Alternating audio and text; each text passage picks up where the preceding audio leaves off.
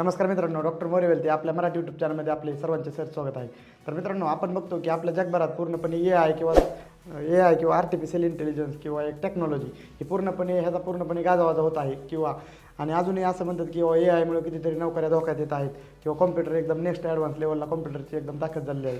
मग मित्रांनो, ही जी काय आपली म्युच्युअल फंड इंडस्ट्री आहे ही ए आयच्या दुनियेत ही सुद्धा काही इंडस्ट्री मागं नाही. मग ए आयसोबत आपल्या म्युच्युअल फंड इंडस्ट्रीने चांगल्या पद्धतीचं एकदम डेव्हलप केलेलं आहे. मग ह्याच्यात मित्रांनो एक फंडचा एक असा टाईप आपण आजच्या व्हिडिओमध्ये बघणार आहे की ए आयवर आधारित येणारे फंड किंवा ए आयवर आधारित असणारा फंड आणि दुसरं जे काय आपले रेग्युलर ट्रॅडिशनल फंड आहेत मित्रांनो, ह्या दोन्ही फंड वेगवेगळे आजही मार्केटमध्ये आपल्याला आहेत. म्हणजे काय, ही ए आयवर आधारित असलेल्या फंडमध्ये आपण इन्व्हेस्टमेंट सुरू करू शकतो आणि त्या फंडचं मग ही ए आयवर आधारित असणारा फंड ह्याचे फायदे आणि ए आयवर आधारित असणारा फंडचे तोटे आणि जे काय आपले ट्रॅडिशनल म्हणजे जुन्या पद्धतीचे फंड आहेत त्याचे फायदे आणि त्याचे तोटे मग हे पूर्णपणे आपण आज कंपॅरिझन करू.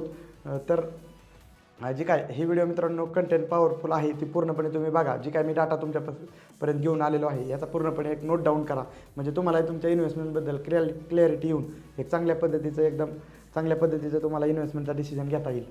तर ए आयवर आधारित असणारे मित्रांनो फंड म्हणजे काय, ही ॲसेट मॅनेजमेंट कंपनीकडून जे काय येणार असतं त्याला एक क्वांट फंड असे म्हणतात. मग क्वांट फंड म्हणजे काय की आत्ताच म्हटलं आपण की जी काय टेक्नॉलॉजी आहे किंवा जी काय आर्टिफिशियल इंटेलिजन्स, जे काय मशीन लर्निंग किंवा जी काय या टेक्नॉलॉजीवर जे काय मोठ्या पद्धतीने डाटा ॲनालिसिस होतो, ह्या टेक्नॉलॉजीवर पूर्णपणे म्हणजे आर्टिफिशियल इंटेलिजन्स म्हणजे एक रोबोटिकच्या माध्यमातून जे काय इन्व्हेस्टमेंट करण्यात जो काय फंड म्हणजे एखाद्या कंपनीचा रोबोटिकच्या माध्यमातून जे काही इन्व्हेस्टमेंट करण्याचा डिसिजन घेतला जातो त्याला आपण एक क्वांट फंड असे म्हणतो. आणि रेग्युलर फंड म्हणजे काय की एखादा प्रोफेशनल फंड मॅनेजर असतो किंवा एक अनुभवी सुशिक्षित फंड मॅनेजर असतो आणि तो फंड मॅनेजर पैशाची इन्व्हेस्टमेंट वेगवेगळ्या ठिकाणी करण्याचा गुंतवणुकीचा निर्णय घेतो, त्याला आपण ट्रॅडिशनल फंड किंवा रेग्युलर फंड असे म्हणतो. पण ह्या ए आयवर आधारित असणाऱ्या फंडचं मित्रांनो म्हणजे क्वांट फंडचं बऱ्यापैकी आपल्याला बेनिफिट आहेत. मग क्वांट फंडचं सगळ्यात महत्त्वाचा बेनिफिट म्हणजे काय की एकदम नेक्स्ट लेवलचा डाटा ॲनालिसिस क्वांट फंडच्या माध्यमातून होतो. मग आपण बघतो एखाद्या इन्व्हेस्टमेंटचा जर ॲनालिसिस सुरुवातीला पहिलं जर करायचं असेल तर त्याला एक 15, 20, 25 फंड मॅनेजर आणि 25 रिसर्च लोकांची गरज असायची. मग आजकालच्या युगात तसं नाही. एक तुम्ही एखाद्या ए आयच्या माध्यमातून तुम्ही जर म्हणजे आपण जर एक फंड मॅनेजर मशीन लर्निंग पूर्णपणे एक 20-25 लोकांचा ॲनालिसिस जस्ट काही मिनिटामध्ये करू शकते. त्याच्यामुळे एक मोठ्या लेवलचा डाटा ॲनालिसिस ह्या क्वांट फंडमध्ये होतो. हा पहिला बेनिफिट झाला. दुसरा बेनिफिट म्हणजे काय, जे काय एक डिसिजन मेकिंग कॅपॅसिटी असते ही ए आय म्हणजे क्वांट फंडची डिसिजन मेकिंग कॅपॅसिटी एकदम जास्त असते. म्हणजे एक ॲज अ ह्युमन आपण एक डिसिजन डिले होतात एक फंड मॅनेजरच्या माध्यमातून, तसं क्वांट फंडचे जे काही डिसिजन आहे ते लवकरात लवकर डिसिजन घेतले जातात. हा दुसरा फायदा. तिसरा फायदा म्हणजे एक रेग्युलर फंडपेक्षा क्वांट फंडमध्ये एक चांगल्या पद्धतीचे रिटर्न्स मिळतात. हा एकदम तिसरा फायदा आहे.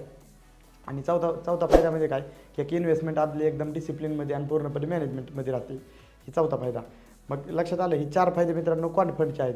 मग ए आयच्या रिलेटेड मग ए आयमुळे तर मी म्हणलं की एक पूर्णपणे जे काय भरपूर काय पहिले मॅनपॉवर लागायची आणि भरपूर काय एक म्हणजे जे काय म्हणजे एकदम भरपूर काय म्हणजे एक 100 जणांनी केलेल्या स्टडीतून निघणारा ॲनालिसिस हा पूर्णपणे मित्रांनो ए आय जस्ट एका मिनिटात किंवा एक मिनिटात 2 मिनिटात 100 लोकांचा कॅपॅसिटी. कारण की मित्रांनो ए आय म्हणजे एक आर्टिफिशियल इंटेलिजन्स असं आहे. आपण बघतात तुम्ही एक ChatGPT किंवा जेमिनी ए आय असे वेगवेगळे जर टूल जर वापरत असाल तुम्ही तर तुम्ही कोणताही प्रश्न विचारा त्याला रिप्लाय दिला जातो. मग अशाच पद्धतीचं जे काय मशीन लर्निंग किंवा प्रॉम्प्ट इंजिनिअरिंग किंवा असं जे काय टेक्नॉलॉजिकली टूल यूज करून मित्रांनो डिसिजन प्रॉपर घेतले असल्यामुळं एक आपल्याला डाटा ॲनालिसिस पण क्वांट फंडमध्ये चांगलं होतं. चांगल्या पद्धतीचे आपल्याला रिटर्न्स पण मिळतात आणि डिसिजन मेकिंग कॅपॅसिटी ही चांगल्या पद्धतीची वाढते. त्यामुळं कुठेतरी रिटर्न्स पण चांगल्या पद्धतीचे आपल्याला क्वांट फंडमध्ये मिळतात. मग हे क्वांट फंड हे प्रत्येक ॲसेट म्हणजे आपल्या भारतात जवळजवळ एक 53-54 ॲसेट मॅनेजमेंट कंपन्या आहेत. त्याच्यातले एक 40 ते 42 ॲसेट मॅनेजमेंट कंपन्याकडे क्वांट फंडचे चांगले स्कीम आहेत की त्यामध्ये तुम्ही इन्व्हेस्टमेंट करू शकतात. ओके.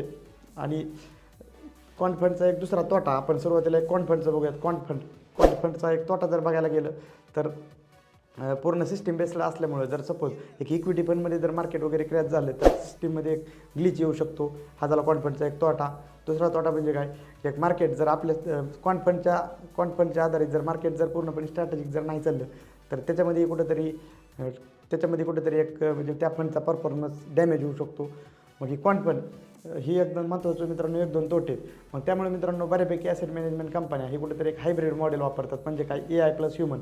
म्हणजे 80 ते 90% ह्या क्वांट फंडमध्ये 80 ते 90% यूज पूर्णपणे एकदम 80 ते 90% ह्या टेक्नॉलॉजीकडे म्हणजे AIचा वापर केला जातो आणि एक 10 ते 20% ह्युमनचा वापर केला जातो. म्हणजे बऱ्यापैकी जी काय डाटाचं डिसिजन आहेत ती AIच घेतं, परंतु त्याला ऑपरेट करण्यासाठी एक फंड मॅनेजर ठेवला जातो. म्हणजे एक दोन्हीचं एक हायब्रिड कॉम्बिनेशन असतं मित्रांनो. त्याच्यामुळं एक क्वांट फंड आपल्याला एक चांगल्या पद्धतीचे रिटर्न्स मिळवून देतात, मग त्याच्यात ह्युमन आणि AI असल्यामुळं. आणि हे क्वांट फंडचं जर लक्षात आलं आणि आज आपण दुसरी बाजू बघूयात. दुसरी बाजू म्हणजे कोणती, की एक रेग्युलर फंड. मग एक रेग्युलर फंड म्हणजे काय, की एकदम म्हणजे ट्रॅडिशनल पद्धतीने एक फंड मॅनेजरच्या माध्यमातून केली जाणारी इन्व्हेस्टमेंट आणि त्या इन्व्हेस्टमेंटला वेगवेगळ्या पद्धतीत वेगवेगळ्या सेक्टरमध्ये इन्व्हेस्टमेंट करून चांगल्या पद्धतीचे एक रिटर्न्स मिळवण्याचा प्रयत्न फंड मॅनेजरच्या माध्यमातून केला जातो, ज्याला आपण रेग्युलर फंड असे म्हणतो. मग रेग्युलर फंडचा पहिल्यांदा एक सुरुवातीला एक फायदा बघायला गेलं तर रेग्युलर फंड एक फंड मॅनेजर पूर्णपणे एकदम एज्युकेटेड आणि एक अनुभवी असल्यामुळे त्याचे इन्व्हेस्टमेंट चांगल्या ठिकाणी गुंतवले जाते. हा पहिला फायदा आहे. दुसरा फायदा म्हणजे रेग्युलर फंडचा काय आहे, की जे काय पूर्णपणे जे काय एक सेक्टरल ॲनालिसिस किंवा जे काही ह्युमनचं एक इमोशनल ॲनालिसिस किंवा एक सायकोलॉजिकल बिहेवियर किंवा एखाद्या कंपनीला ऑर्डर बुक जर चांगले असेल तर चांगल्या पद्धतीचं एक इन्व्हेस्टमेंटचं डिसिजन जे काही इमोशनली जे काय टेक्नॉलॉजीला इमोशन्स नसतात तसं ह्युमनला इमोशन्स असतात, त्यामुळे इमोशन्सचा कुठेतरी बेनिफिट आपल्याला त्या रेग्युलर फंडमध्ये मिळतो. आणि एक विजनरी डिसिजन मित्रांनो आपल्या रेग्युलर इन्व्हेस्टमेंटमधून घेतला जातो. त्यामुळे रेग्युलर इन्व्हेस्टमेंटचे काही फायदे आहेत, पण रेग्युलर इन्व्हेस्टमेंटचे फायदे सध्या विचार करायला गेलं तर फायदे आहेत त्याच्या पद्धतीने, परंतु जास्त कम्पेअर बघितलं तर क्वांट फंडचे फायदे जास्त आहेत. ओके, मग रेग्युलर फंडचा फायदे तर लक्षात आले तुमच्या, की human being as a human being जे काय पूर्णपणे एक इकॉनॉमिकचा स्टडी जे काय म्हणजे एक सायकोलॉजिकल स्टडी एक फंड मॅनेजर करू शकतो.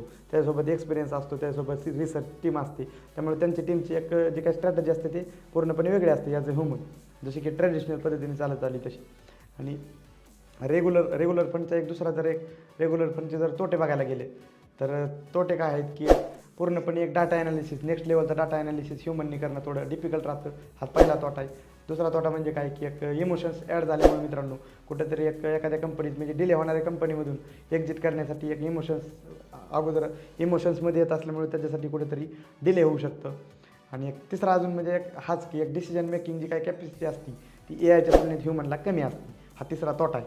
ओके, मग बघा की जसं काळ बदलतो आहे तसं एक ॲसेट मॅनेजमेंट कंपन्या किंवा म्युच्युअल फंड इंडस्ट्री पूर्णपणे एक टेक्नॉलॉजीला ॲडॅप्ट करून चांगले त्यांच्या फंडचे स्कीम वेगवेगळ्या पद्धतीचे लॉन्च करते आणि पूर्णपणे आपल्या इन्व्हेस्टरला प्रोटेक्ट करून चांगल्या पद्धतीचे रिटर्न देण्यात प्रयत्न करते. मग मित्रांनो, हे जे काही क्वांट फंड आहेत आणि जे काही रेग्युलर फंड आहेत ह्या दोन्हीचे पण तुम्हाला डिफरन्स आणि दोन्हीचे पण कंपॅरिझन तुम्हाला कळणं गरजेचं आहे. त्याचं कारण काय, की ॲज अ इन्व्हेस्टर म्हणून हे तुम्हाला एक म्युच्युअल फंड इंडस्ट्री काय आहे, कशी आहे आणि कशा पद्धतीची म्हणजे ह्यामध्ये काय चालतं हे कळणं गरजेचं आहे. मग तुम्ही कोणत्याही पद्धतीचे फंडमध्ये इन्व्हेस्टमेंट करत असताना मग तो क्वांट फंड आहे का वेगळे फंड आहेत हे बघा. आणि जर तुम्हाला एक क्वांट फंडमध्ये जर सपोज चांगली SIP जर करायची असेल तर तुम्ही एक 5,000 रुपयाची मंथली SIP असेल तर तुम्ही एक 2-3 हजार रुपयाचा पोर्शन तुमचा क्वांट फंडमध्ये लावू शकतात. आणि बाकीचे जे काही रेग्युलर फंड म्हणजे जे काही ट्रेडिशनल फंड आहेत त्याच्यातमध्ये एक 2-1 हजार रुपयाची इन्व्हेस्टमेंट करू शकतात. मग चांगल्या ॲसेट मॅनेजमेंट कंपनीचे फंड कोणते आहेत आणि चांगले फंड कसे रिटर्न्स देणार ह्याचं जर मित्रांनो तुम्हाला जर पूर्णपणे एक गायडन्स पाहिजे असल्यास मी personally SEBI registered mutual fund distributor आहे, की जे तुम्हाला चांगल्या पद्धतीचं फंड सजेशन करू शकतो. तुम्हाला जर एक फंडबद्दल जर चांगल्या पद्धतीचं मार्गदर्शन पाहिजे असल्यास तुम्ही मला कनेक्ट करू शकता. स्क्रीनवर मी नंबर देतो. जर इन्व्हेस्टमेंटचा जर डिसिजन घेतला असेल तुम्ही तर तुमचं एक कॉंग्रॅच्युलेशन. त्याचं कारण काय, की एक आर्थिक चांगले सुखकर भविष्यासाठी म्युच्युअल फंडची इन्व्हेस्टमेंट एकदम बेस्ट आहे मित्रांनो. तुम्ही म्युच्युअल फंडमध्ये आपल्या मराठी माणसाने प्रत्येक जणांनी म्युच्युअल फंडमध्ये यायला पाहिजे. आणि हाच माझा मित्रांनो एवढे व्हिडिओ बनवण्याचा एकच प्रयत्न आहे. मग हा व्हिडिओ जर तुम्हाला कंप्लीट जर इन्फॉर्मेटिव्ह वाटला तर तुम्ही आपल्या चॅनलला सबस्क्राईब करून मित्रांनाही शेअर करा. म्हणजे आपल्यालाही कुठेतरी चांगल्या पद्धतीचे व्ह्यूज आलेच पूर्णपणे एकदम मोटिवेशन येऊन अजूनही चांगल्या पद्धतीचा मी कंटेंट तुमच्यासाठी बनवू शकतो. थँक्यू, धन्यवाद.